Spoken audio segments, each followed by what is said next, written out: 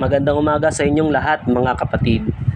So ngayon po gagawin po natin ng response video ang isa pong Trinitarian content creator na si Brother Larry, or mas kilala po siya sa page niya na Infallible Truths or Infallible Proof. So ayon sa kanyang video, yung Acts 2:38 daw, ang tama daw na interpretation doon is magsisi at magpabautismo dahil napatawad ka sa kasalanan, or napatawad ka na sa kasalanan kaya ka magpapabaptize.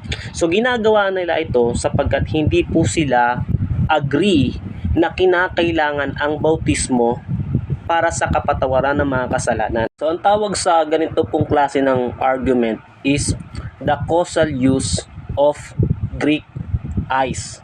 So yung Greek eis, which is preposition po ito, ayon po sa mga Trinitarian, ang tama daw po na pagpapaliwanag sa Acts 2:38 is kinakailangan kang mabaptize dahil napatawad ka na sa kasalanan, o yung bautismo, ito po ay bunga na lang po ng kapatawaran ng kasalanan na yung pong tinanggap. So meaning, na nauna muna yung kapatawaran ng kasalanan bago yung baptism in Jesus name. So yun po yung pagkakaintindi nila sa Acts 2:38. Hindi po sila naniniwala na ang bautismo is for the forgiveness of sin or for the remission of sins. Ngayon, ito po yung problema dyan mga kapatid. Yung Greek preposition na eis, which is for doon sa Acts 2:38, for the remission of sins, according sa mga Bible scholars, ito po ay hindi po causal use. Ibig sabihin, kung Greek grammar po ang batayan, hindi po tugma or hindi po tama yung sabihin na ang bautismo ay bunga na lamang ng remission of sins, or nauna yung kapatawaran ng kasalanan bago ka magpapabaptize. Well, in fact, according to Daniel Wallace, isa po sa mga Greek scholars, yung causal use of Greek preposition eis ay wala pong matibay na ebidensya doon sa context ng Acts 2:38 or doon sa Acts chapter 2 or sa New Testament language, mga kapatid. So mali po na sabihin na yung bautismo, ito po ay bunga na lang ng kapatawaran na tinanggap po natin. Mali po yan. According to Greek, English, New Testament, lexicon, and other Christian literature, ang tama pong pagkakaintindi sa Greek preposition eis is in order to or for the purpose. Meaning, tama yung lahat ng translation ng Bible na sinasabing repent and be baptized every one of you for the remission of sins. Ibig sabihin, in order to remit your sins, or in order to receive forgiveness of your sins, or purpose ng baptism is mapatawad po tayo sa kasalanan. Kaya nga po wala pong Bible translation or Bible version na sumusuporta sa ganun pong paliwanag nila. 'Di ba? Ano pong sinasabi sa Biblia? Magsisi kayo at magpabautismo sa pangalan ni Jesus sa ikapagpapatawad. O ito pa, sa ikapagpapatawad. Hindi po sinabing napatawad na. Doon po sa video ni Brother Larry ng Infallible Proof, sabi niya magpabaptize dahil napatawad na, which is past tense po yun.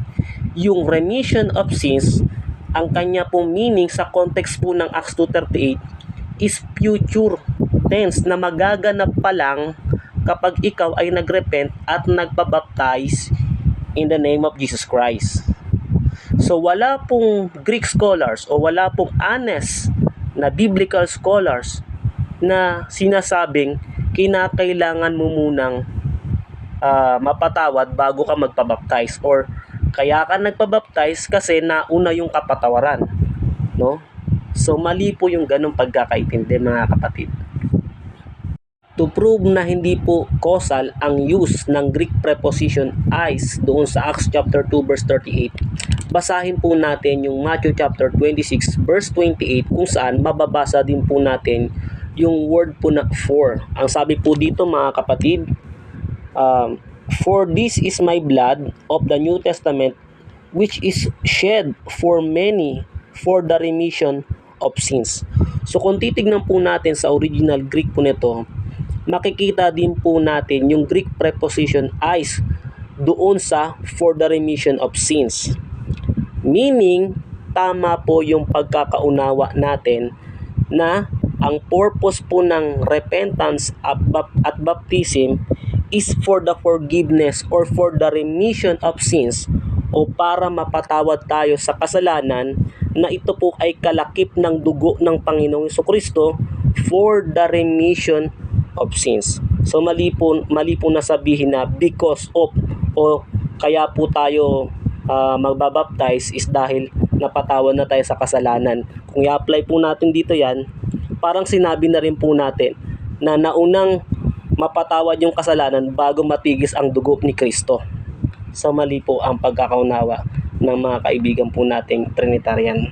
So ngayon, bakit sinasabi ng Acts chapter 2 verse 38 na kinakailangan mag-repent at magpabaptize in the name of Jesus Christ for the remission of sins?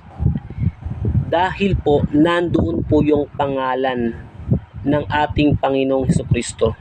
The reason why meron pong remission of sins sa repentance at baptism in the name of Jesus Christ because of His name.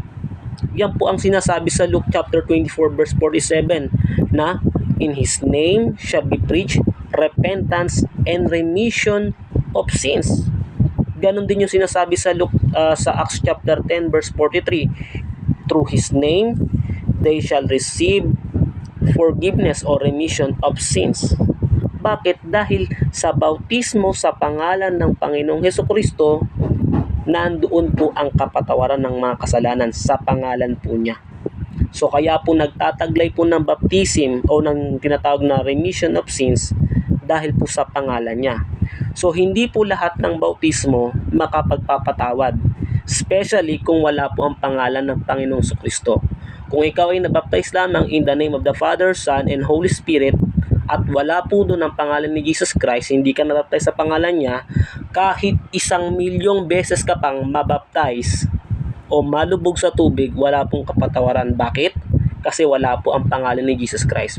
Ang sabi ng 1 Corinthians chapter 6 verse 11, we are washed, we are sanctified, we are justified by the name of Jesus Christ and through His Spirit.